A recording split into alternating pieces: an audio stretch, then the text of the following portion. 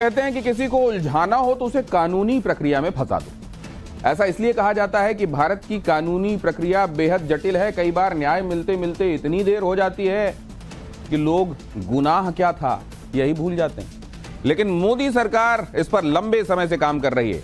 आज गृह मंत्री अमित शाह इसमें एक स्टेप और आगे बढ़ गए।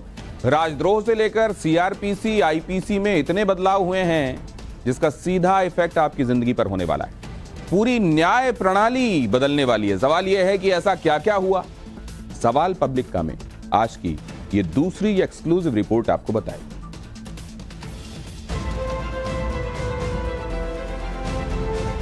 भारतीय न्याय संहिता 2023 अब एस्टैब्लिश होगी।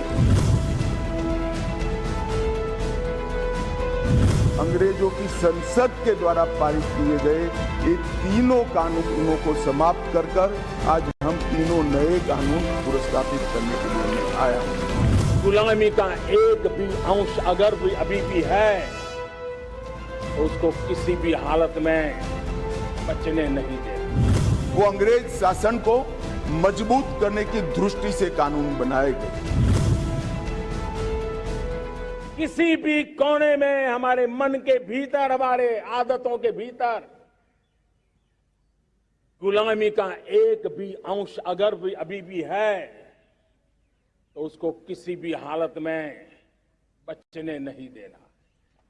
माननीय अध्यक्ष जी, ये 5 प्रण में से एक प्रण था कि हम गुलामी की सभी निशानियों को हम समाप्त कर देंगे, हमारे मन से वो बोझ को दूर करेंगे। केंद्रीय गृह मंत्री अमित शाह ने लोकसभा में इंडियन पीनल कोड आईपीसी यानी भारतीय दंड संहिता 1860 को भारतीय न्याय संहिता 2023 से क्रिमिनल प्रोसीजर एक्ट यानी सीआरपीसी 1898 को भारतीय नागरिक सुरक्षा संहिता 2023 और इंडियन एविडेंस एक्ट 1872 को भारतीय साक्ष्य अधिनियम 2023 से बदलने के लिए 3 बिल पेश किए हैं। अंग्रेज शासन को मजबूत करने की दृष्टि से कानून बनाए गए थे। अंग्रेज शासन की रक्षा करने के लिए कानून बनाए गए थे और उसका उद्देश्य दंड देने का था, न्याय देने का नहीं था। ये दोनों मूलभूत चीजों पर हम परिवर्तन करने जा रहे हैं। ये तीनों कानूनों को रिप्लेस कर इनकी जगह जो 3 नए कानून बनेंगे उनकी आत्मा होगी भारत के नागरिकों को संविधान प्रदत्त सारे अधिकार जो मिले हैं इसकी सुरक्षा। ये बिल जब कानून की शक्ल ले लेंगे तब लगभग पौने 2 साल से भारतीय समाज में रच बस गई सोच और व्यवस्था में बदलाव हो जाएगा। मसलन किसी धोखेबाज को 420 कह दिया जाता था क्योंकि आईपीसी 420 से धोखाधड़ी की सजा मिलती है, लेकिन भारतीय न्याय संहिता में धोखेबाजी के मामले में धारा लगेगी 316। हत्या के मामलों में आईपीसी 302 लगाई जाती है, लेकिन भारतीय न्याय संहिता में धारा 302 स्नैचिंग यानी छीना झपटी के मामले में लगेगी। आईपीसी के तहत राजद्रोह को परिभाषित करने की जो व्यवस्था है उसे अमित शाह के द्वारा पेश किए गए बिल खत्म कर देंगे। एक और हमने राजद्रोह को रिपील किया है, दूसरी ओर संगठित अपराध और टेररिज्म पर नकेल कसने का काम भी हमने किया है। मान्यवर, आईपीसी के तहत परिभाषित राजद्रोह का कानून तो कैंसिल हो रहा है, लेकिन भारत की न्याय व्यवस्था में यासिन मलिक जैसे लोग बचकर निकल जाएं, ऐसा भी नहीं होगा। भारतीय न्याय संहिता के पार्ट 7 की धारा 150 भारत की संप्रभुता, एकता और अखंडता को खतरे में डालने पर अपराध तय करेगी और सेक्शन 151 भारत के मित्र राष्ट्र के खिलाफ युद्ध छेड़ने वाले का हिसाब किताब करेगा। मई 2022 में सुप्रीम कोर्ट ने आईपीसी के सेक्शन 124A के तहत राजद्रोह को नया कानून आने तक लागू करने का आदेश सुनाया था, क्योंकि ये अंग्रेजों की दास्तां वाला कानून था। ये कानूनों का उद्देश्य किसी को दंड देना नहीं होगा। इन कानूनों का उद्देश्य सबको न्याय देना होगा और न्याय देने की प्रक्रिया में दंड वही होगा जहां अपराध रोकने का बोध खड़ा करने की जरूरत है, अपराध रोकने के लिए एक प्रकार की भावना खड़ी करने की जरूरत है, वहीं होगा। मोदी युग में बीजेपी शासित कई राज्यों में लव जिहाद रोकने के कानून बने हैं। इन राज्यों में यूपी, उत्तराखंड, गुजरात और मध्य प्रदेश शामिल हैं। महाराष्ट्र में भी लव जिहाद के खिलाफ कानून बनाने की तैयारी हो रही है। लेकिन इन राज्यों के अपने अपने कानूनों के बीच मोदी सरकार ने जो भारतीय न्याय संहिता बनाई है, उसमें भी पहचान बदलकर शारीरिक संबंध बनाने पर मुकदमा दर्ज हो सकता है। महिलाओं के प्रति अपराध और सामाजिक समस्याओं के निपटान के लिए भी हमने ढेर सारे किए हैं। शादी, रोजगार, पदोन्नति के झूठे वादे और गलत पहचान प्रकट कर जो यौन संबंध बनाते थे, उसको अपराध की श्रेणी में पहली बार नरेंद्र मोदी सरकार लाया। ऐतिहासिक। इसके अलावा भारतीय न्याय व्यवस्था को बदलने वाले इन तीनों बिल में कई नई और बेहद क्रांतिकारी बातें हैं। मसलन छीना झपटी और मॉब लिंचिंग के अपराध को परिभाषित करने वाला कानून बन जाएगा। दाऊद इब्राहिम जैसे भगोड़ों की मौजूदगी के बिना ट्रायल को मंजूरी मिल सकेगी। किसी भी नागरिक को किसी भी पुलिस स्टेशन में 0 FIR दर्ज करने की व्यवस्था होगी। आपराधिक मामलों में अगर सिविल सर्वेंट या पुलिस अफसर के खिलाफ 120 दिनों में केस चलाने की मंजूरी नहीं मिलती है, तो माना जाएगा कि मंजूरी मिल गई, यानी केस चलेगा। टोटल 313 बदलाव है मान्यवर, और मैं इतना कह सकता हूं कि हमारी न्यायिक दंड प्रक्रिया, क्रिमिनल जस्टिस सिस्टम के अंदर आमूलचूल परिवर्तन होगा और सबको ज्यादा से ज्यादा 3 साल के अंदर न्याय।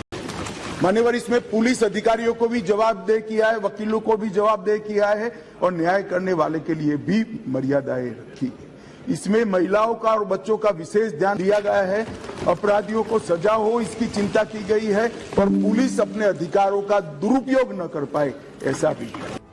देश कई ऐसे मामलों का गवाह रहा है जहां देश की राजनीति ने अपराधियों से साठगांठ की। ऐसे भी मौके आए हैं जब आतंकवाद के आरोपियों का केस हटाने के फैसले लिए गए या लेने की कोशिश की गई। लेकिन मोदी सरकार जो बिल लेकर आई है, उसमें अब ऐसा नहीं हो सकेगा। 7 साल या उससे अधिक सजा के मामलों में पीड़ितों को सुने बिना कोई सरकार केस वापस नहीं ले सकेगी। 7 वर्ष या उससे अधिक के कारावास का केस अगर विड्रॉ करना है तो पीड़ित को सुने बगैर कोई भी सरकार इसको विड्रॉ नहीं कर पाएगी। ये भी भारतीय न्याय व्यवस्था को बदलने वाला ये बिल आम आदमी के लिए इस नजरिए से भी बेहद अहम है, क्योंकि अब उसके साथ सिर्फ न्याय नहीं होगा बल्कि न्याय होता दिखेगा भी। ऐसी उम्मीद की जा सकती है, क्योंकि FIR के 90 दिनों के भीतर चार्जशीट फाइल करना जरूरी हो जाएगा। कोर्ट चार्जशीट दाखिल करने में अधिकतम 90 दिनों की और मोहलत दे सकता है। चार्जशीट फाइल होने के 60 दिनों के भीतर अदालतों को आरोप तय करने होंगे। यही नहीं, सुनवाई पूरी होने के 30 दिनों के भीतर फैसला सुनाना जरूरी होगा। साथ ही 7 दिनों के अंदर कोर्ट के फैसले को ऑनलाइन डालना भी जरूरी हो जाएगा। पिछले साल सितंबर के महीने में मुख्य न्यायाधीश DY चंद्रचूड़ ने कोर्ट में सुनवाई के दौरान हिंदी फिल्म का एक डायलॉग बोला था, और ये डायलॉग इसलिए बोला क्योंकि कोर्ट में जिस तरीके से मामले पेंडिंग रहते थे उस पर उन्होंने अपनी नाराजगी जताई, और हिंदी फिल्म का डायलॉग तारीख पर तारीख, लेकिन न्याय नहीं मिलता है। राज्यसभा में केंद्र सरकार ने इस बात की जानकारी दी कि अब तक पूरे देश में 4 करोड़ 32 लाख से ज्यादा मामले पेंडिंग है, लेकिन मोदी सरकार के इस नए बिल के इंट्रोड्यूस और पास होने के बाद जितने मामले अदालतों में लंबित हैं उनका त्वरित गति से निस्तारण होगा, और जो मामले सालों साल से लटके हुए हैं वो जल्द से जल्द निस्तारण तक पहुंच पाएंगे। नरेंद्र मोदी एक नए भारत की बात कर रहे हैं। नरेंद्र मोदी 2047 तक विकसित भारत की बात कर रहे हैं, और नया भारत दास्ता की सोच को ढोता रहे, ये भला किसे मंजूर हो सकता है। पहले की सरकारों को भी ये स्थिति मंजूर नहीं रही होगी, लेकिन शायद कानूनों में अंग्रेजों की सोच, समझ और नीयत को भारतीय मानस से मिटाने की इतनी बड़ी कोशिश पहली बार हो रही है। मान्यवर, मैं सदन को बताना चाहता हूं, ये तीनों कानूनों में गुलामियों की निशानी से भरे हुए कानून। सबसे पहले तो इसको ब्रिटेन की पार्लियामेंट ने पारित किया था, हमने अडॉप्ट किया था। 475 जगह ये गुलामी की निशानियों को समाप्त कर आज हमने नया कानून मान्यवर लेकर आए। भारतीय अंग्रेजों के बनाए आईपीसी, सीआरपीसी और एविडेंस एक्ट को बदलने वाले तीनों बिल अभी लोकसभा में पेश ही हुए हैं। संसद का ये मानसून सत्र खत्म हो जाने के बाद अब अगले सत्र में ही लोकसभा और राज्यसभा में तीनों बिल के पास हो जाने की संभावना बन सकती है। यानी एक पहल जरूर हुई है, कदम जरूर बढ़ा है, लेकिन अंग्रेजों के बनाए कानून को बदल जाने में अभी और कुछ वक्त लगेगा। दिल्ली से रविकांत के साथ bureau report, times now Navbharat. आज यूपी विधानसभा में सीएम योगी का नरेंद्र मोदी वाला स्टाइल देखने को मिला। योगी ने ऐसी स्ट्राइक की कि नेता विपक्ष क्लीन बोल्ड हो गए। आज विधानसभा में एक बार फिर समाजवादी पार्टी के अध्यक्ष अखिलेश यादव ने आवारा पशुओं का मुद्दा उठाया। आवारा सांड की वजह से होने वाले हादसों का जिक्र अखिलेश ने किया। योगी ने इस मुद्दे पर जबरदस्त स्ट्राइक करते हुए 2024 से लेकर 2027 तक की सियासी भविष्यवाणी कर दी। यूपी विधानसभा में योगी का तेवर तर्क और तंज कैसा दिखा, देखिए सवाल पब्लिक का में ये तीसरी एक्सक्लूसिव स्टोरी।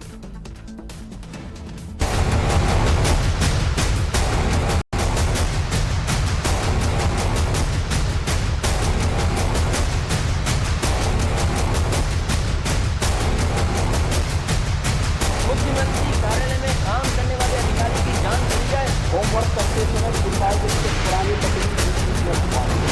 ये जो जाने जा रही हैं, कभी गुलदार से, कभी टाइगर से, टाइगरेस से और कभी सांड से। आप पर बजट है, क्यों नहीं पकड़ते आप इनको? आपके समय में ये बूचड़खानों के हवाले होता था, हमारे समय में यही पशुधन का पार्ट बना हुआ है।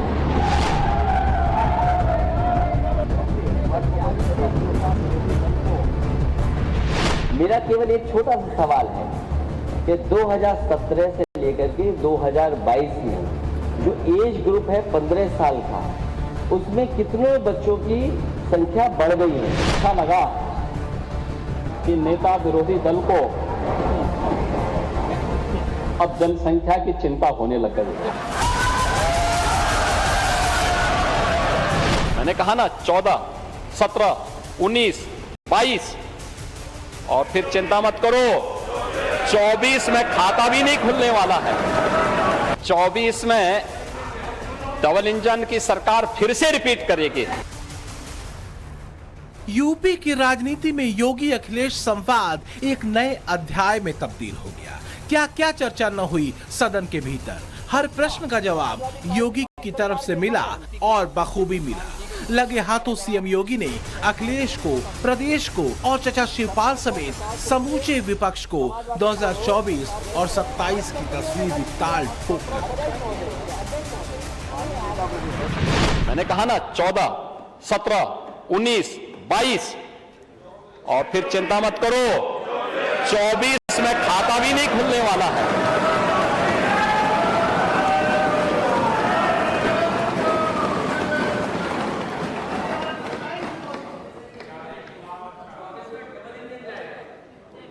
चौबीस में डबल इंजन की सरकार फिर से रिपीट करेगी, फिर से रिपीट करेगी।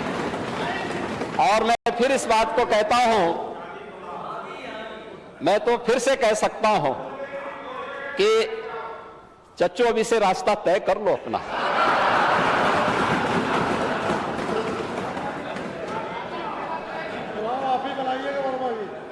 देखो, ये आपके साथ न्याय नहीं करेंगे। जब भी आपका नंबर आता है, आपको चुपचाप काट दिया जाता है। ऐसे ही तंज और तर्क के साथ सीएम योगी ने अखिलेश यादव को सदन के भीतर जवाब दिया। अखिलेश यादव ने फिर वही चैप्टर खोला जिसकी चर्चा पिछले दिनों भी खूब हुई थी। सूबे में आवारा घूमते सांडों की, जिनकी वजह से हादसे पेश आते हैं। ये कोई छोटा इशू नहीं है। ये बात मैं इसलिए कह रहा हूं, ये किसान से, गरीब से जुड़ा हुआ मसला है। और जो लोग सड़क से चल रहे हैं उनके लिए डेंजरस है ये। कब आकर के कोई सामने आ जाए, टकरा जाए, गाड़ी जान चली जाए। अध्यक्ष महोदय, अगर मैं गलत नहीं हूं तो नेता सदन के ऑफिस में भी एक कर्मचारी काम करते थे, उनकी गाड़ी भी जानवर से टकराई थी, जिसकी वजह से जान चली गई, जान नहीं बची। आप पर बजट है, क्यों नहीं पकड़ते आप इनको? इसमें कौन सा आपका पैसा खर्च हुआ जा रहा है वित्त मंत्री जी का? आप पकड़िए, आपकी योजना चल रही है, इकट्ठा रखिए उनको, क्यों नहीं रख रहे हैं? और नहीं मानते, कहीं आप अपने ही जिले में एक सांड सफारी बना लो। किसने रोका है आपको? अगर भारत की खेती की बात होती है तो नेता विरोधी दल उसके साथ पाड़ी शब्द भी जुड़ता है। पशुपालन भी उसका पार्ट है, और जिस सांड की आप बात कर रहे हैं ना, ये सांड भी उसी का हिस्सा है। आपके समय में ये बूचड़खानों के हवाले होता था, हमारे समय में यही पशुधन का पार्ट बना हुआ है। इसमें कोई शक नहीं कि लोगों की सुरक्षा योगी सरकार की प्राथमिकता है। वैसे आवारा पशुओं का मुद्दा कई राज्यों में एक चुनौती के स्तर पर दिखता है। भारत सरकार के पशुपालन एवं डेयरी विभाग के रिपोर्ट के मुताबिक देश भर में आवारा पशुओं की संख्या 50,21,000 है। उत्तर प्रदेश में इनकी संख्या 11,84,000 है। यूपी देश का सबसे बड़ा राज्य है। यूपी में किसान सबसे ज्यादा हैं, लेकिन बावजूद इसके आवारा पशुओं की संख्या सबसे ज्यादा कांग्रेस शासित राजस्थान में है। भारत सरकार के आंकड़ों के मुताबिक राजस्थान में 12,72,000 आवारा पशु सड़कों पर घूमते हैं। हालांकि यूपी की विधानसभा के भीतर हल्की नोक-झोंक के बीच अखिलेश के सवालों का जवाब सीएम योगी ने बाकायदा फैक्ट्स एंड फिगर के साथ रखा। साथ ही समाजवादी पार्टी की अंदरूनी राजनीति अखिलेश और चचा शिवराज को लेकर चुटकी भी लेते रहे। इतिहास गवाह है कि जब परिवार में सत्ता का संघर्ष आगे बढ़ता है तो कुछ न कुछ चीजें तो सामने आएंगी, और पुराने जो है अनुभवी नेता हैं, शिवपाल जी तो इतना पापड़ बेले हैं, तो कुछ तो सामने आएगा, कुछ तो परिणाम सामने आने चाहिए। और शिवपाल जी, आपके प्रति हमारी बहुत सहानुभूति है। आपके साथ अन्याय हुआ है, हम जानते हैं, और इसीलिए आपके साथ ये लोग न्याय करेंगे नहीं, फिर भी आपकी कीमत को समझेंगे नहीं। 2017 और 2022 में चुनावी मैदान में भरपूर शिकस्त खाई समाजवादी पार्टी की चैन। इस बेचैनी की एक और बड़ी वजह है 2024 में होने वाले लोकसभा चुनाव। अखिलेश को लगता है कि विधानसभा के बाहर ही नहीं बल्कि भीतर भी एक आक्रामक विपक्ष के तौर पर समाजवादी पार्टी अपनी पहचान बनाए, ताकि 2024 की वैतरणी सम्मानित तरीके से पार की जा सके। अगर पिछले लोकसभा चुनावों को देखें तो समाजवादी पार्टी को 2019 के लोकसभा चुनाव में महज 5 सीटें हासिल हुई थी। पिछली बार बुआ बबुआ की जोड़ी के भरोसे बड़े फेरबदल की उम्मीद समाजवादी पार्टी ने की थी और औंधे मुंह गिरे, जबकि बीजेपी को 80 में से 62 सीटें मिली थी और वोट शेयर 7% बढ़कर करीब 50% हो गया था। उधर जो गायें हैं उनके लिए भी उनको खिलाने की व्यवस्था करो। आ जाओ, इधर दौड़ कर इधर आओ। सीएम योगी की गौ सेवा दुनिया ने देखी। गौ माता की सेवा और सुरक्षा दोनों के लिहाज से सीएम योगी बेहद संवेदनशील रहे हैं। यही वजह है कि 2017 में सत्ता में आने के फौरन बाद सूबे में अवैध बूचड़खानों पर प्रतिबंध लगा दिया गया था। इस क्रम में उत्तर प्रदेश में 150 से ज्यादा बूचड़खाने बंद कर दिए गए। 356 पशु माफियाओं की पहचान की गई। इतना ही नहीं, योगी सरकार ने निराश्रित गायों के लिए गाय को गोद लेने की पहल भी शुरू की। इसके तहत 900 रुपए प्रति माह आवारा पशु को पालने के लिए किसी भी परिवार को दिया जाता है। ऐसा लगता है जैसे समाजवादी पार्टी के लिए मुद्दा दरअसल आवारा पशुओं की रक्षा नहीं है, न ही लोगों की सुरक्षा है, बल्कि मुद्दा बंद हो गए बूचड़खानों का है, जहां पहले सांडों और दूसरे गोवंशों को बेधड़क पहुंचा दिया जाता था। अगर भारत की खेती की बात होती है तो नेता विरोधी दल उसके साथ बाड़ी शब्द भी जुड़ता है, पशुपालन भी उसका पार्ट है, और जिस सांड की आप बात कर रहे हैं ना, ये सांड भी उसी का हिस्सा है। आपके समय में ये बूचड़खानों के हवाले होता था, हमारे समय में यही पशुधन का पार्ट बना हुआ है। और इसीलिए उस सच्चाई को आपको स्वीकार करना चाहिए कि आप अपनी विफलता को छुपाने के लिए, कुछ पेपर की कटिंग थी, लगता है कि होमवर्क करते समय शिवपाल जी ने कुछ पुरानी कटिंग भी बीच बीच में रखवा दी है। इसमें शक नहीं कि सड़क पर आवारा घूमते सांड लोगों की सुरक्षा के लिहाज से अलार्मिंग हो सकते हैं। उत्तर प्रदेश के अलग अलग जिलों में पिछले 1 महीने में आवारा पशुओं के हमलों में 15 से ज्यादा लोगों की मौत हुई है। हालांकि आवारा पशुओं में सिर्फ सांड शामिल नहीं है, बल्कि डॉग्स और दूसरे जानवर भी इसमें आते हैं। साल 2022 में एक सवाल के जवाब में केंद्रीय मत्स्य पालन, पशुपालन और डेयरी मंत्रालय ने लोकसभा में बताया था कि उत्तर प्रदेश में आवारा पशुओं की संख्या 2012 में 10,09,436 थी, जो 2019 में बढ़कर 11,84,494 हो गई। राज्य के चित्रकूट जिले में इनकी संख्या सबसे ज्यादा है। इसके बाद महोबा, गोंडा, हरदोई और बांदा का नंबर आता है। चित्रकूट जिले में सबसे ज्यादा 68,813 आवारा पशुओं की संख्या दर्ज की गई।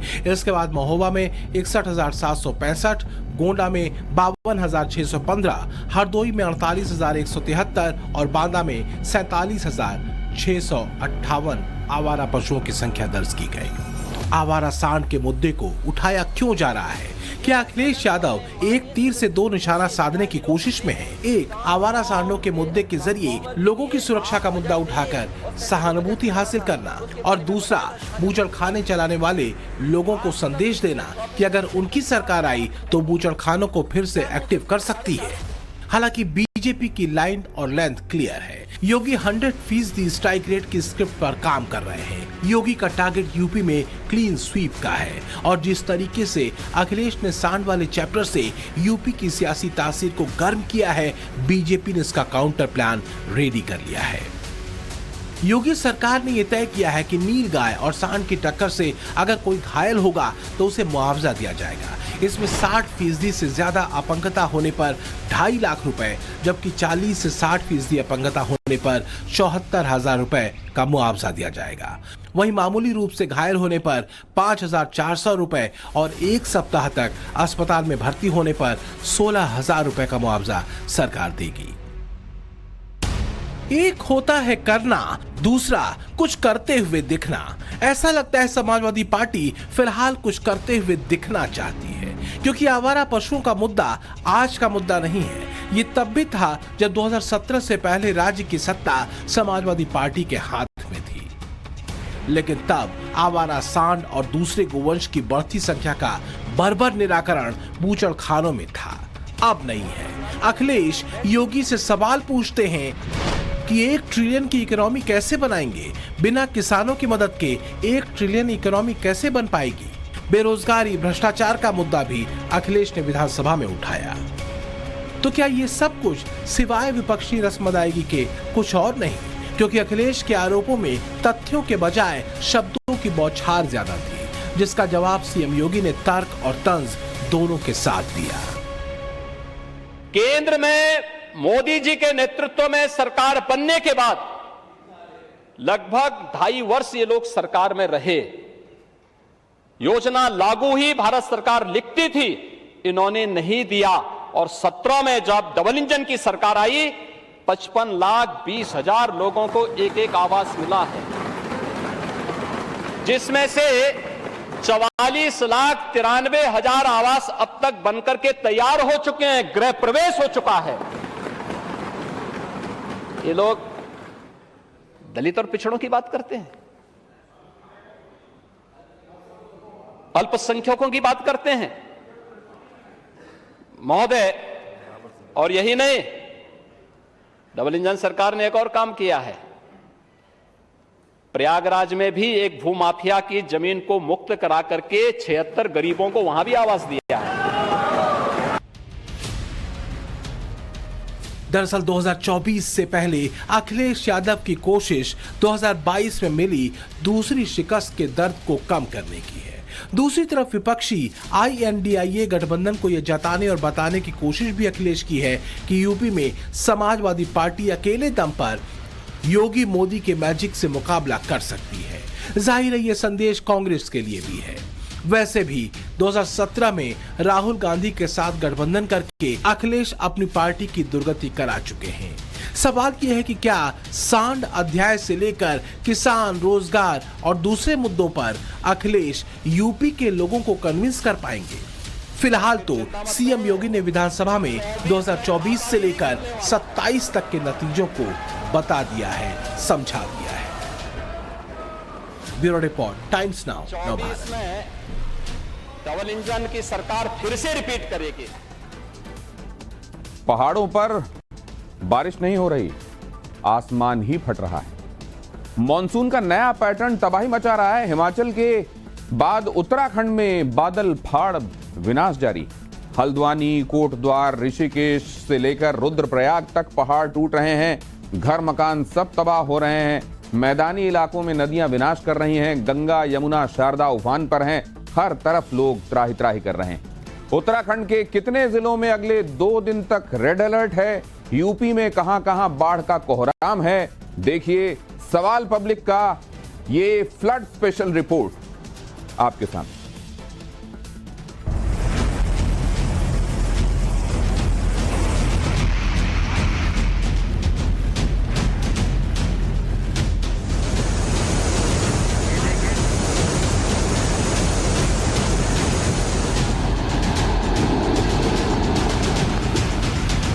हिमाचल से लेकर यूपी, बिहार तक मॉनसून का रौद्र रूप प्रलय ला रहा है। बादल जहां भी बरस रहे हैं, जमीन फाड़ रहे हैं, पहाड़ तोड़ रहे हैं।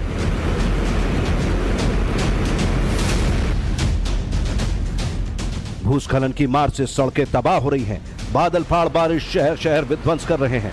नदियां उफान पर हैं और सब कुछ तहस नहस कर रही हैं।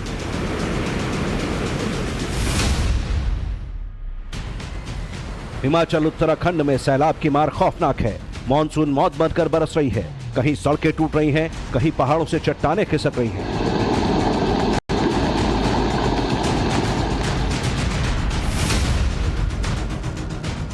हिंदुस्तान ही नहीं, अमेरिका, कनाडा, चीन से लेकर यूरोप तक कुदरत का कहर खौफनाक है।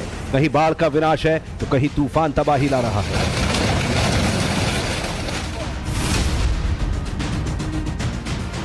ग्लोबल वार्मिंग का असर साफ दिखने लगा है।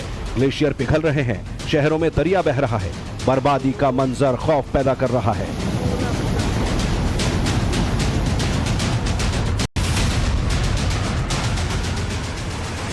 देश दुनिया में जारी बाढ़, बारिश और भूस्खलन के विनाश की एक एक तस्वीर आपको दिखाएंगे। लेकिन पहले पहाड़ों पर तबाही की हैरान करने वाली तस्वीरें देखिए। चंडीगढ़ शिमला नेशनल हाईवे 5 पर एक बार फिर भूस्खलन हुआ। परवाणु से सोलन तक बन रहे 4 लेन पर लगातार लैंडस्लाइड सवाल खड़े कर रहा है। तस्वीरें देखिए, पहाड़ से भारी मलबा हाईवे पर भरभरा कर गिरता दिख रहा है। लगातार बारिश के चलते पहाड़ों से चट्टानें खिसक रही हैं। चक्की मोड़ के पास हुए भूस्खलन के बाद सड़क पूरी तरह बंद हो गई। हिमाचल के चंबा में भीषण हादसा हुआ। यहां पहाड़ से बोल्डर गिरने के बाद तीसा बैरागढ़ मार्ग पर पुलिस की टाटा सूमो गाड़ी हादसे का शिकार हो गई। तरवाई पुल के पास कार नदी में जा गिरी। कार में हिमाचल पुलिस के नौजवान समेत 10 लोग सवार थे।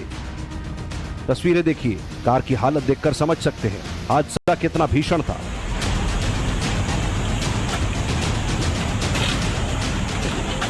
एसपी के मुताबिक कार में सवार 7 लोगों की मौत हो गई है, 3 लोग बुरी तरह घायल हैं।